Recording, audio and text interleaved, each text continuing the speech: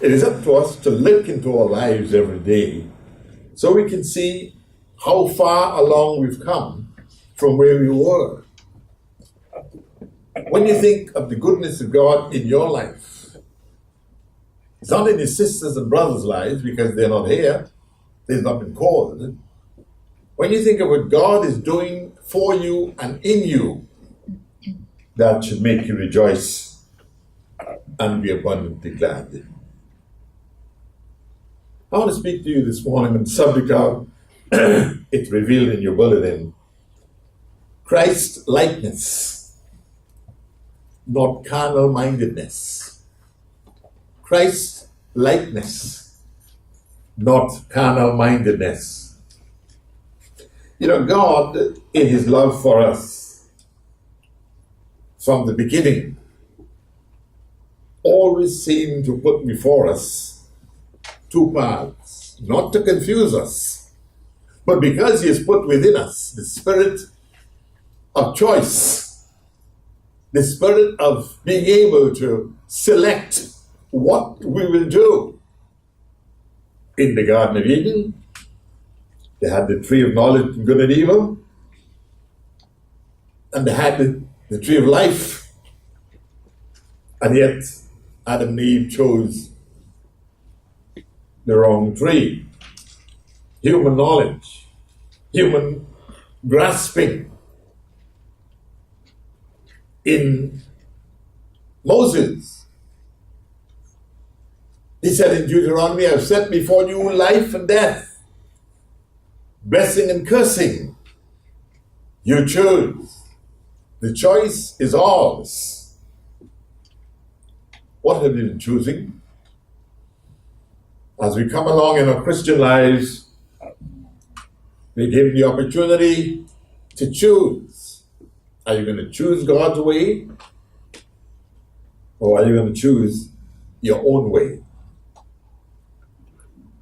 Christ mindedness or carnal mindedness? You choose. As you awake every day, you're going to be presented with both sides of the coin. And you must choose what you're going to do. In 1 Corinthians, to which Jeff also made reference,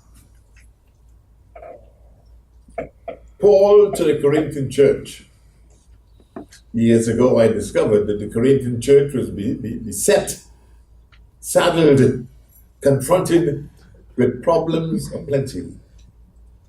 And as I think of our congregation, as I think of our church, we are beset, we are confronted, we are saddled with some of the same things that plagued the Corinthian church.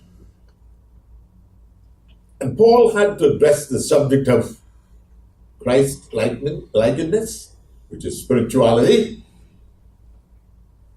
or carnality. Here was a church that was divided in 70 ways.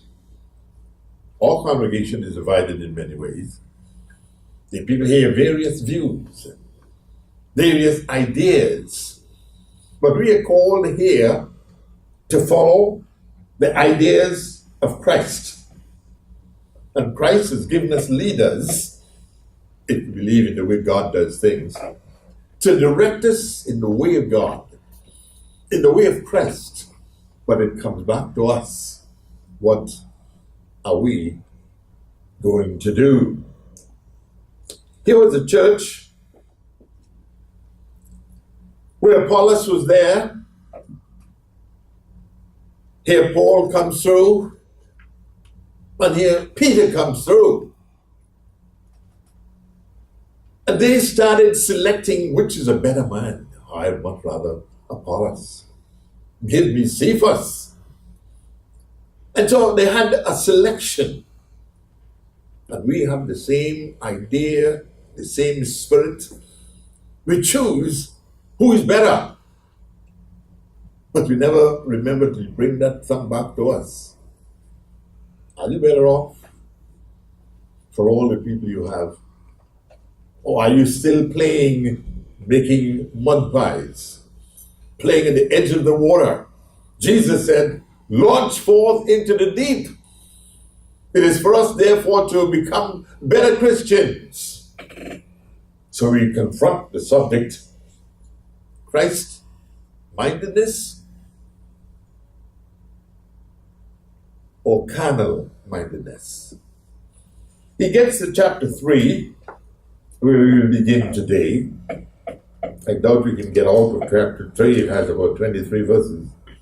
And it is rich with counsel, rich with admonition, rich with direction. Here he begins. And I, brethren, he addresses them as people of God, could not speak unto you as unto spiritual,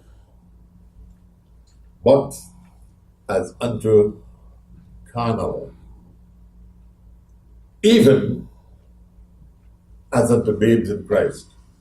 In other words, babes in Christ are young Christians.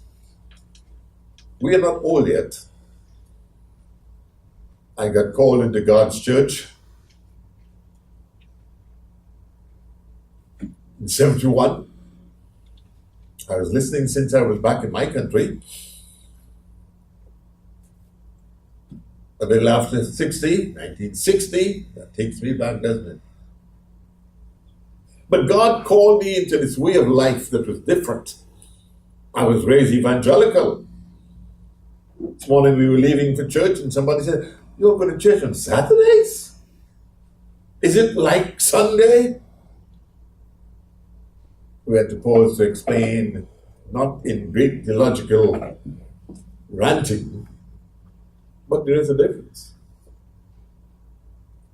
And so, I started listening to the broadcast way back when, and I found it different from what I was raised to understand. And so Paul says, you're babes in Christ. And when I had to make my decision as to what I will do with all the information I had to that point, I had to start all over as a babe in Christ. The man said to me, "Well, you've got to be baptized." I said, "I was baptized already." But God does not accept and recognize every baptism that everybody gives out so freely. Some have sprinkling, where the priest or the minister sprinkles water on your head. If you don't mind your hair getting all discombobulated. Then there's another baptism called pouring. The minister in charge pours a little water on your forehead. But then there was the baptism that Jesus went through. And John said, "You're coming to me to be baptized?" He said, "Yes. I should be coming to you to be baptized." The words of Christ were, "Suffer it to be so for now." John went ahead and baptized Jesus Christ by immersion. And that is the baptism that we in God's church recognize to be the baptism that God requires. Many people, when they come into this church or when they're about to come in, say, "Well, I was baptized many years ago." The minister said, "Well, yeah, that's so, but here we want you to be baptized again." "But I don't want to be baptized twice. It's an affront to God." No, it's not. Have you ever been to a home where they say, "Take your shoes off by the door, please"? You say, "You know what I paid for these shoes?" You don't do that. You do what that home requires. You take your shoe off and you walk in stockings. Not many women wear stockings these days. You know what they say? They sell about whenever wear stockings. I'm still working on that sermon. Behavior in God's church, God's house. There's certain departments that we occupy, we pursue when we come into God's church. They're traditional, and yet they are important. If Mr. Trump or me invites you to the White House, spend all the money you can on a brand new suit, brand new shoes. Some say, I wouldn't even go if you invite me. Oh, Mr. Obama then. It's amazing the prejudices we have. The Bible says, honor to whom honor, respect to whom respect, regard to whom regard. And yet we in our humanness filter out what we will do. I'm not doing that. Remember that song? I'll do this, but I ain't doing that. Many come into God's church with the same attitude of, no, I ain't doing that. I got baptized already. And I, in my pride, said to the minister, well, I was baptized already. Yeah, but God's church requires that you be baptized in the way that God expects you to. You might have been baptized in the name of the Father, in the name of the Son, and in the name of the Holy Ghost. But here in God's church, things are a little different. I'll get into some of that when I get into that sermon. Behavior in God's church, God's house. So here these people are presented with being a carnal Christian or having the mind of Christ. And we in God's church have got to also decide what is going to be your posture. Are you going to be in God's church and be submissive to those whom God has put above us and over us? Well, we're all the same. Nobody's above me. And either way, you know this person does not have the Spirit of Christ, nor the mind of Christ. What is showing is carnal-mindedness. You ain't bending to anybody beside Christ, you say. And Paul had found in this Corinthian church an attitude. What did Hillary say a couple of weeks ago? I'm in the resistance. A spirit of resistance to God's way of life. I am going to do what I understand. I have come to God's church with all my spiritual understanding. So did I. When I got baptized in 1971, of course, some of you weren't even born as yet.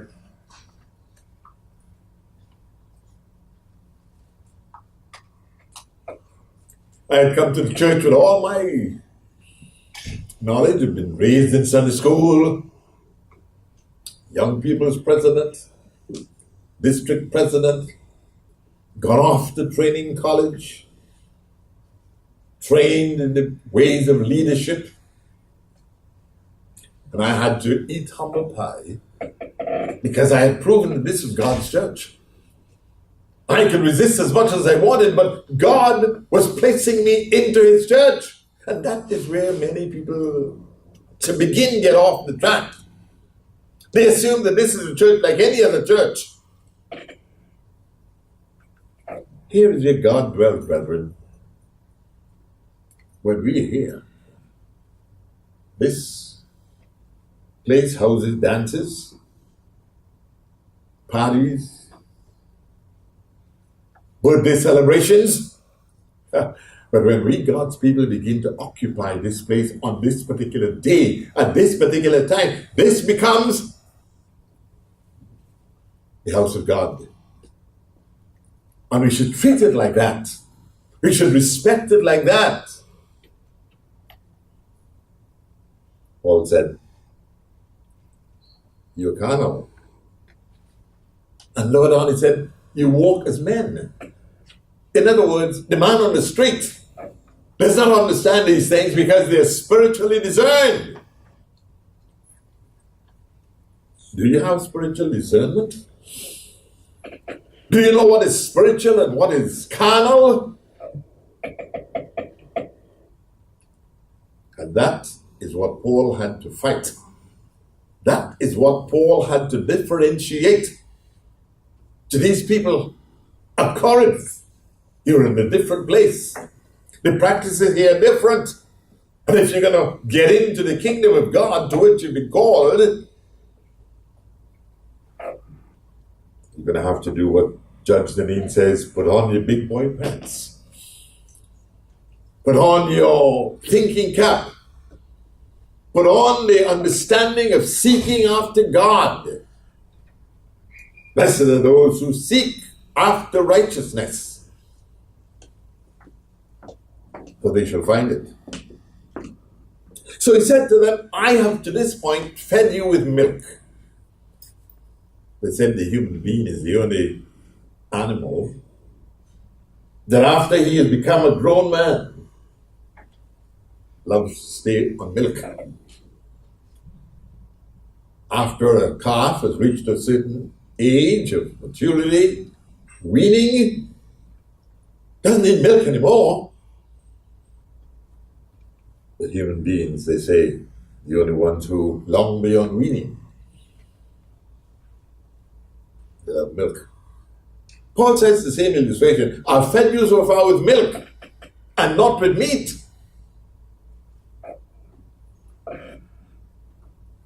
Shows a difference in the digestive system. Are you still on milk? Well, milk is a part of the feeding diet up to a certain age. But after you get to an age of understanding, good comprehension, development, you need milk. Because by then you have teeth. You can chew. And the digestive system works differently. So he said, I fed you with milk and not with meat because you're not ready for meat yet. It's amazing how many people in God's church are not ready for meat. Meat is too strong. Can't digest it. They've not gotten to that spiritual plateau where, oh, that's no information. I need to digest this. This is for my growth. This is for my development. This is for my more like Christness. Look, you resent it. Don't talk to me like that.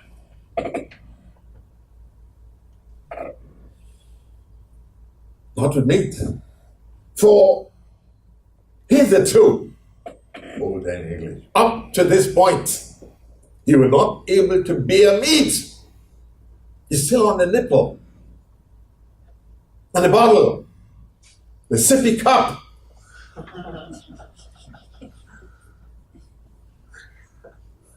You're able to bear it, to hear it.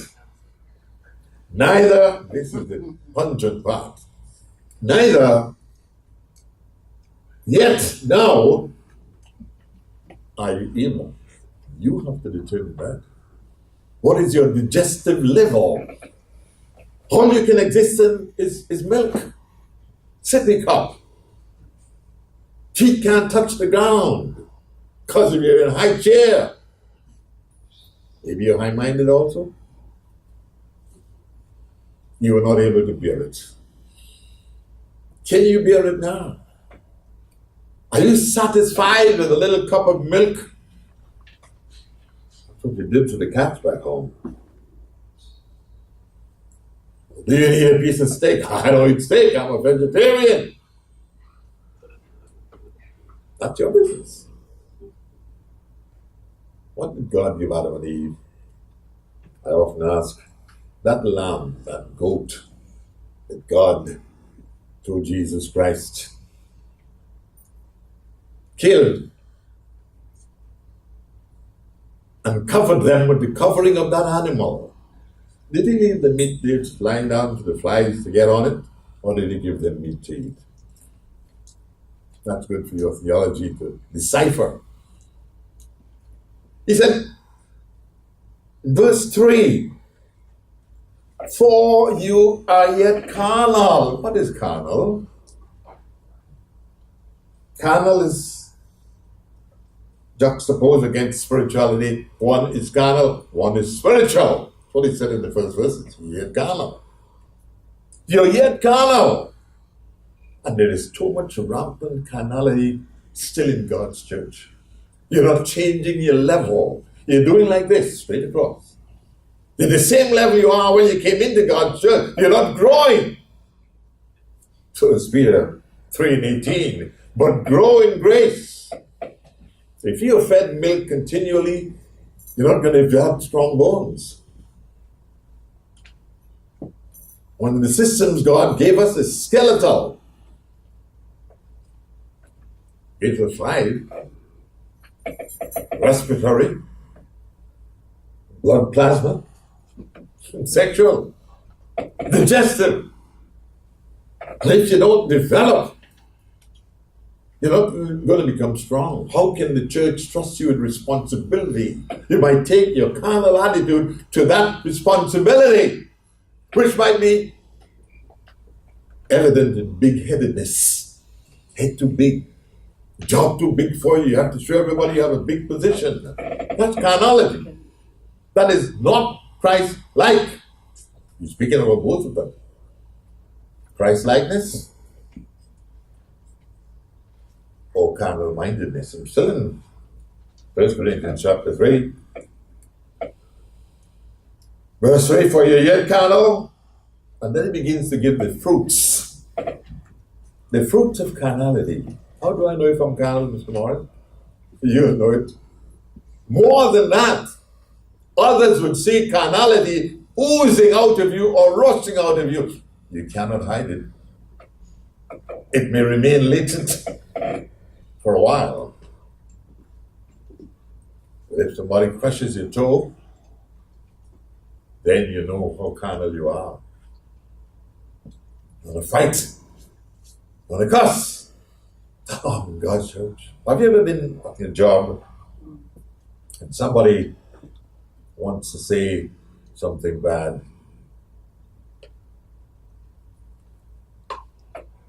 And he says it gushes out. Can't surprise carnality.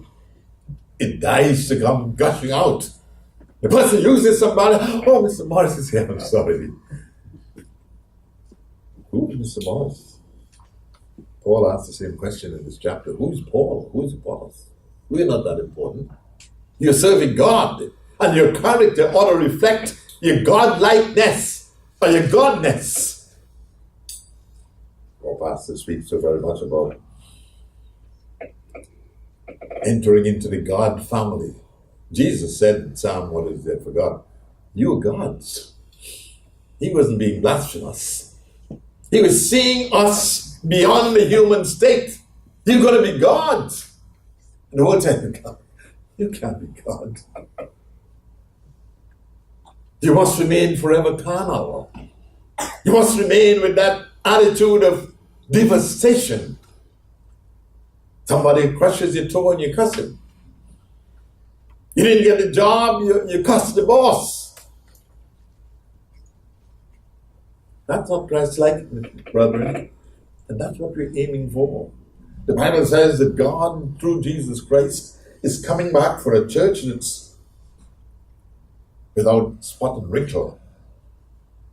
We have got to get all those wrinkles out. My mother used to be an ironing woman. Caribbean, you don't have the best jobs, especially for women. Women didn't work that time, except in the house as slaves, nearly. They did everything. And as a child, I saw that. And I realized that there's something a man can do in the house. Besides drink, watch ball games. In my time, they didn't have television. God came to the country, so there were no ball games to look at. There's something a man can do besides sex. Be with the guys. Something you can do for this nucleus of a family that you have. What can I do to make my wife's life better? Teach children how to respect their dad. God is a father to us. And as a father, you've got to have a sense of direction for your family. You've got to have a sense of supervision, a sense of directing these children's lives. So when they become grown, Wouldn't we like that young man last week that beat his little child and now they tell us the child died? Maybe he never had a father around to direct him. That's what it is to be a father. Sometimes you say, I wish there was a book that men can read to learn how to be men. Some men are continually boys, you know that. They never grow up. Must have their own way.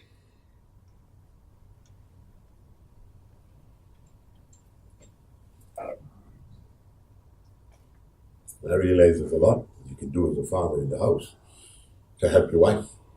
I should be glad for that too. When I was a young father, working with the church, I would get dressed. We lived downstairs, sit in the dining room, living room. I'm all dressed. And then it dawned on me, wait a minute, my wife has to dress the children before she dresses herself. If she dresses herself first, she'll be all sweaty. By the time we get ready to go to church, and I said, wait a minute, I know how to comb the guy's hair. I can put on his little romper, onesie. And I started doing some of those things in my house. A book doesn't teach you that, gentlemen. You have to acquire this by the perception of God's Spirit, or as you come to grow in grace and knowledge and understanding. What can I do to make my wife's life happier? How many men think of that? They want to know what you can do to make my life happy. When I started making my contribution, and it worked, you should do the same. Paul found himself here among carnal Corinthians who had to learn what it is to be Christ-like, what it is to be demonstrating the Spirit of God and the way of God in your life. So, so many people say, well, I can't be too much like Christ. Michael Jackson just said, I'm only human in his song. And we want to stay on that plane. Won't get any better. I'm only human. What do you expect? Remind me of the scorpion who had to get across the river. And he asked the frog to take him across. The frog said, you're not going to sting me, are you? He said, no, why would I sting you? Midway over the stream, the scorpion tail was raised and he dropped the sting on the frog. He said, I thought you told me you're not going to sting me. He said, it is my nature to sting. Can't help it. And we say it's all my nature to cuss. I heard my parents cussing when I was growing up. All men seem to smoke. And I thought, oh, I'll get to the place where I will smoke one day. Brother and I tried rolling up some paper one day and smoking it, and I coughed my head off. I don't know how I got it back on. Coughed and hacked. We think it's, it's a certain rite of passage. You do certain things when you get to a certain age. So that young man at 19 had a child and he didn't know a thing about what he was doing.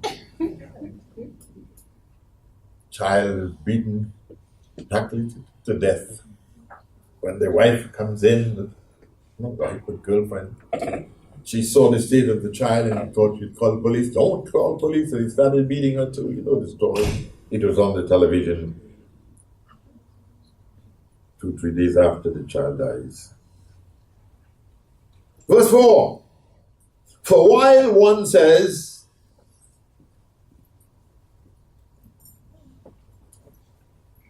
cling on verse 3 a little longer. For whereas there's among you envying, that's one of the fruits of carnality. Somebody gets a position in the church, you envy it. Oh, that should have been me. In my day when we were coming up through the church and somebody's called up to your name, how come I didn't get called? Envy is rampant in carnal people. Envy! and strife. Do we have strife in this small church? Oh, you're too small to have strife. The fruits of carnality not only are budded here, but are blooming here in God's church because we are yet human and don't realize that we've got to grow to spirituality, envy and strife. Certainly there are no divisions there. Yeah. Wherever God's people are, in training and in learning God's ways, there are going to be divisions. This group, that group. I'm of Apollos, and I'm of Paul, I'm of Cephas. Brethren, Christ-likeness or carnal-mindedness? He says, I will not carnal and walk as men. That's how the natural man walks. That's how the natural man lives. But you're called unto holiness. You're called to Christ-likeness. How far are you into Christ-likeness? For while one says, here in verse 4, I am of Paul, another says, I'm of Apollos. Are you not carnal? Those are fruits.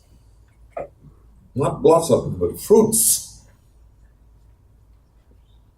of carnality. Who then is Paul? Who then is Lomax? Who then is Jeffrey Herrera?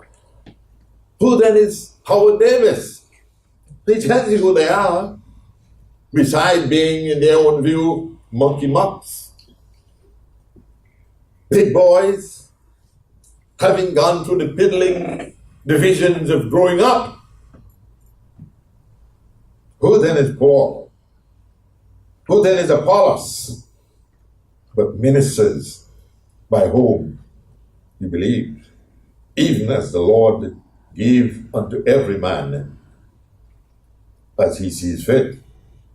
Whereas we call upon to respect those in leadership, God put them there for a purpose. They are not to be, as Paul says, lords over God's heritage. Minister has no right putting you down. They do. I remember once when I was not at the stage I'm at, we were all in the same playing field. Minister would call you this way. Oh, me? Yeah, you're calling you. I was a put down. Minister referred to deacon to, oh, he's my deacon. He's not your deacon. He's God's servant. It's God's deacon. And we have a way of putting people down that we might elevate ourselves. Who then is Apollos? Who then is Paul? But ministers by whom you've come to understand God's way of life.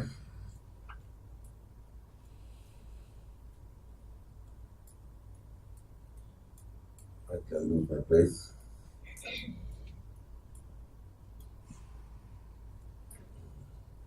Back at it.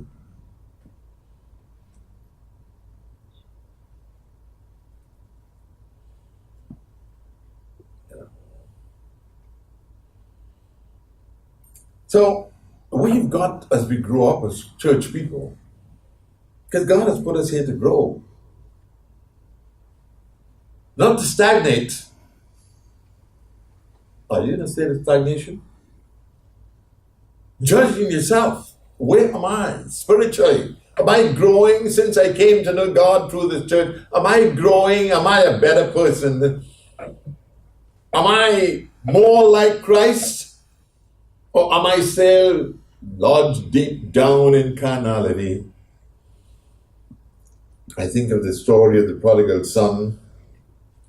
It's not so designated in the Bible, but it is so designated by us in the church. And he had a brother. Remember the story? The younger brother came and said, Dad, give me what belongs to me. I'm tired of this old house, sleeping in that same old bed. I want to see the world. I want to have a good time. It's the same thing in church. After a while, you bring your child to church and He gets to be a certain age and he doesn't want to come. Oh, Dad, I don't feel like going this morning. Then he tells you that for a couple of Sabbaths and then he stops going. Coming. Grown up, wants to do his own thing. That's what the young man did. I want to get out of here. I want to get out of here. And he went. And the word said he ate what the pigs ate because his money was finished. So you young people to know that when you have money, you have friends. When the money is done, so are your friends. They're done with you. The Bible said he went and joined himself to a noble man of that city, got a job. The job was feeding swine. All in Luke 15. And then he would fain have filled his belly with the husks that the swine did eat. And then he sat and thought, he said, wait a minute, my father has servants. They eat better than I do now. Why not arise and go back to my father and home and tell him how sorry I am and how stupid I have been? That was his planned, prepared speech. When the occasion came for him to go back and meet his father, he forgot his speech. He was so overcome by the father's love and how the father had taken him in.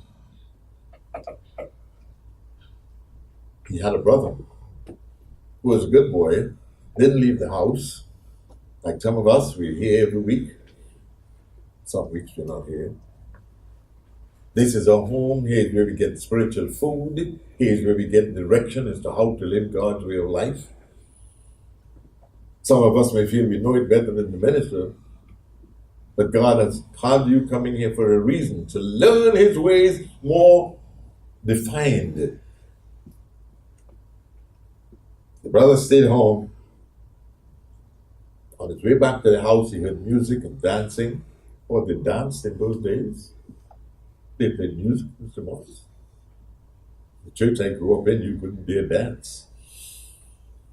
They were holy.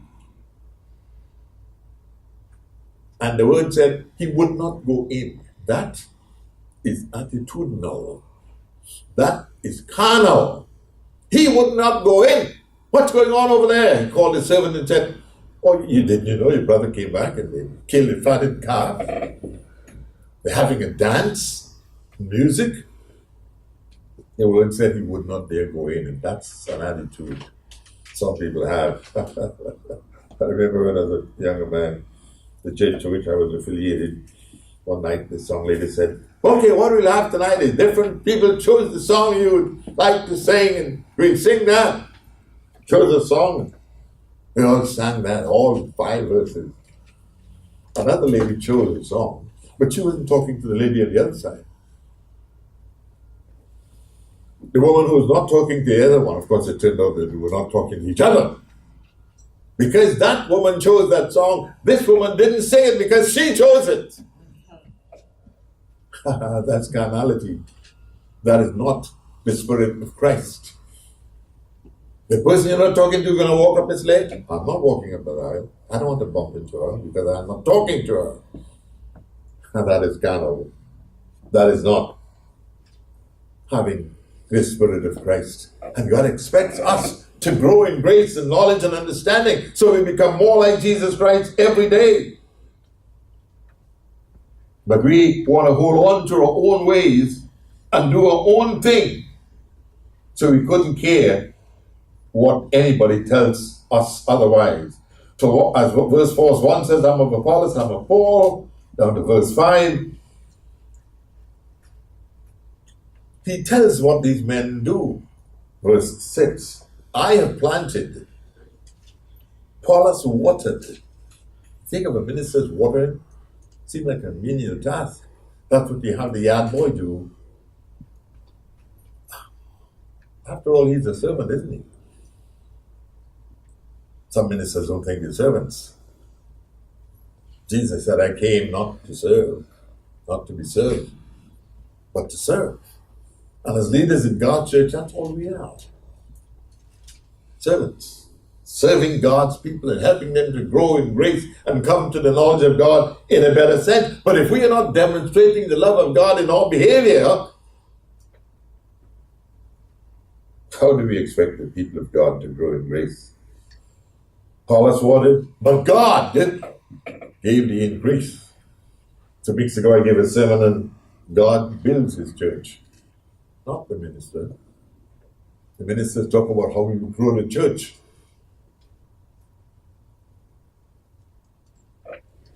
So then, neither is he, this is a put down it seems, as Paul gave. So then, neither is he that waters or plants anything. Neither he that waters anything, but God. Always lead back to God. God that gives the increase, verse 7. Now, he that plants and he that waters are one. They have the same job. And every man shall receive his own reward according to his own labor. Ministers will get their reward too. They will treat you like if you're nothing. But they will get their reward for so doing. Ministers and leaders have a right to respect God's people, whatever level they're at. They're babes in Christ, they're learning God's ways. And it's up to us who lead to make sure we do it with the right attitude, with the right spirit, that we're treating them as people whom God has called to be part of his family. Verse 9, we are laborers together with God. You are God's husbandry. You're a husbandry person. You are God's building. We can take the whole day and go through this whole chapter. But Paul is showing here, we can either choose to be continually carnal or choose to be Christ-like. We can choose to be demonstrators of the power of God in us. Verse 10, according to the grace of God, which is given unto me as a wise master builder, I have laid the foundation, another man builds thereon. But every man, let every man take heed how he builds thereon. If we don't, remembering the other foundation can no man lay, and that is laid, which is Jesus Christ. And he will be your judge, and he will be your evaluator. He'll be the one to tell us, well done, thou good and faithful servant, or you've made a mess of it. You hear, because as it goes on to say that some will be saved so as by fire. For the fire will try every man's work. And unless we allow Christ to work in us, to make of us Christ-like people, the word says every man's work shall be burnt up, but he himself shall be saved so as by fire. Let us therefore, brethren, strive to be Christ-like. Get out of carnality. Carnality kills. Christ-likeness rewards the kingdom of God. Let us be God's people, brethren, that we might receive the just reward that God has for us when we finish this sojourn, this walk, and get into God's kingdom.